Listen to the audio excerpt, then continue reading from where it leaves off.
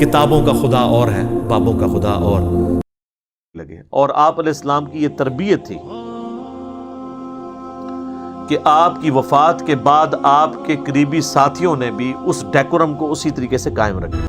صحیح بخاری میں کم از کم 4 جگہ پہ یہ حدیث موجود ہے جو سیدنا ابوبکر کا پہلا خطبہ ہے نبی علیہ السلام کی وفات کے اوپر۔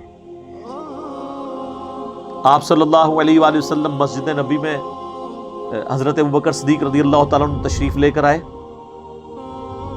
اور دیکھا کہ حضرت عمر نے تلوار اٹھائی ہوئی ہے اور وہ کہہ رہے ہیں کہ جو کہے گا کہ نبی علیہ السلام فوت ہو گئے ہیں میں اس کی گردن کاٹ دوں گا۔ حضرت ابوبکر رضی اللہ تعالیٰ عنہ نے ان کی طرف دیکھا لیکن اگنور کر کے سیدھا حجرہ عائشہ میں چلے گئے، چونکہ بیٹی تھی، محرم بھی تھی۔ نبی علیہ السلام کی میت رکھی ہوئی ہے، سر مبارک سے کفن اٹھاتے ہیں، ماتھے پر 2 آنکھوں کے درمیان بوسہ دیتے ہیں اور کہتے ہیں یا رسول اللہ، اللہ آپ پر 2 موتیں کبھی بھی جمع نہیں کرے گا، ایک موت آپ کا مقدر تھی، وہ آپ کو آ کے رہنی تھی۔ کیونکہ حضرت عمر کا یہ موقف تھا کہ رسول اللہ صلی اللہ علیہ وآلہ وسلم ڈورمنٹ پوزیشن میں چلے گئے ہیں، دوبارہ دنیا میں واپس آئیں گے، کیسر و کسریٰ کی حکومتوں کو ختم کریں گے، کیونکہ آپ کی پیش گوئیاں تو ہیں۔ جس طرح حضرت موسیٰ علیہ السلام 40 دن کے لیے چلے گئے تھے کوہ طور پہ، نبی علیہ السلام بھی کچھ دنوں بعد واپس آ جائیں گے۔ تو حضرت ابوبکر نے رد کیا، نہیں 2 موتیں نہیں، موت آنی تھی، ایک آ گئی، اب آپ دنیا میں واپس نہیں آ سکتے۔ پھر باہر نکلے اور حضرت عمر سے کہا کہ بیٹھ جاؤ، وہ نہیں بیٹھ رہے تھے، ہوش میں ہی نہیں تھے۔ تو حضرت ابوبکر نے کہا عمر کو اس کے حال پہ چھوڑ دو۔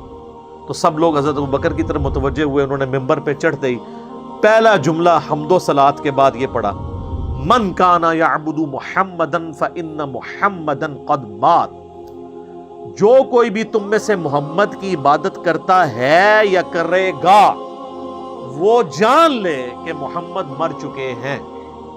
مات کے الفاظ، وَمَن يَعْبُدُ اللَّهَ، اور جو اللہ کی عبادت کرتا ہے یا کرے گا، فَإِنَّ اللَّهَ حَيٌّ لَا يَمُوتُ، تو وہ جان لے کہ بے شک اللہ زندہ ہے، اسے کبھی موت نہیں آئی۔ اب مجھے بتائیں کیا صحابہ میں کوئی حضور کی عبادت کرتا تھا؟ تو یہ فرضی جملہ بولنے کی کیا ضرورت تھی؟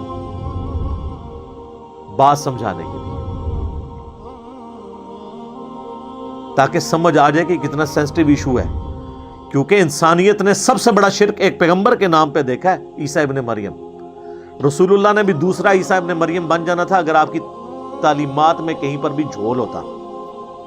بخاری میں حدیث ہے، دیکھنا میری شان کو اس طرح بلند نہ کرنا جس طرح نصارہ نے اپنے پیغمبر کی شان کو بڑھا دیا تھا، میں اللہ کا بندہ اور اس کا رسول ہوں، مجھے اللہ کا بندہ اور اس کا رسول ہی کہنا۔ صلاۃ بر محمد وآل محمد، اللہم صلی علی محمد وعلی آل محمد۔ میں کہتا ہوں جی یہ رسول اللہ کی کامیابی ہے کہ ان کی میت کے اوپر لوگ صلاۃ السلام اور نعتیں نہیں پڑھ رہے، توحید بیان کر رہے ہیں۔ یہاں ہوتے تو انہوں نے تو پتہ نہیں کیا کچھ ادھر گھیرا ڈال کے تو نعتیں پڑھنی تھی اور کہنا تھا، انہوں نے تو حضرت بکر نے کہنا تھا لے ممبر تو تھلے، تو کوئی شانہ بیان کر، تو آدھا میں مر گیا، تو یہ آت النبی نو نہیں ماندا۔ بھئی اس زمانے میں اس طریقے سے چیزوں کو غلط طریقے سے پریزنٹ، وہ مانتے تھے یات النبی کو، لیکن وہ آخرت کی زندگی تھی، دنیا سے تو چلے گئے۔ اور پھر حضرت ابوبکر کے بعد آیت پڑھی دلیل میں، انک میت وانہم میتون، سورہ الزمر آیت نمبر 30، اے نبی تمہیں بھی مرنا ہے، تمہارے مخالفین کو بھی موت آ جائے گی، پھر قیامت کے دن تم اللہ کے حضور جھگڑو گے اپنے اختلاف کے اوپر۔ پھر سورہ آل عمران کی آیت نمبر 144 جو اسی صورت میں نازل ہوئی، وما محمد الا رسول قد خلت من قبلہ الرسل افئن مات او قتل، محمد تو نہیں مگر ایک رسول، ان سے پہلے بھی کئی رسول گزر چکے، ان سے پہلے بھی رسول آئے اور چلے گئے، اگر یہ مر جائیں یا قتل کر دیے جائیں تو کیا تم دین سے الٹے قدم پھر جاؤ گے؟ اب پاکستان میں تو ترجمہ کرنا پڑتا ہے کہ اگر یہ وصال شریف فرما گئے یا شہید ہو گئے، یہاں الفاظ کے ساتھ ہی جھگڑتے رہتے ہیں۔ یہ 2 آیات سیدنا ابوبکر نے پڑھی، اور اسی کا ایک طریق جو ہے نا جی وہ المستدرک للحاکم کے اندر بھی موجود ہے، ٹھیک ہے۔ اس میں سیدنا ابوبکر نے ایک اور آیت بھی پڑھی، سورہ الانبیاء کی، کہ انبیاء کرام اللہ تعالیٰ نے ان کو موت دینی. یہ آیت نمبر 8. وما جعلناہم جسدا لا یأکلون الطعام وما کانوا خالدین. ہم نے کوئی نبی ایسا نہیں بنایا کہ جو کھانا کھانے کا محتاج نہ ہو اور نہ وہ ہمیشہ اس دنیا میں رہنے والے تھے. یہ آیت بھی پڑھی کہ آپ بھی نبی ہیں تو آپ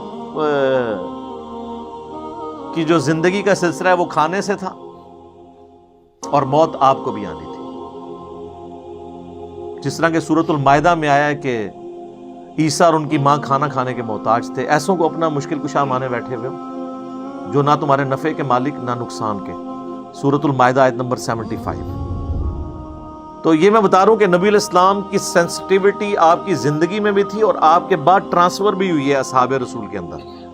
کسی نے جرأت نہیں کی ہے کہ کوئی ایسا عقیدہ بتائیں امت کو کہ جو گمراہی کے اوپر مبنی ہو. الٹا کہیں پہ دیکھا تو فوراً ٹوک دیا کہ یہ کیا کر رہے ہو. جہاں پہ اللہ کی حدیں ٹوٹتی تھی وہاں پہ نبی علیہ السلام بالکل کوئی لحاظ نہیں کرتے.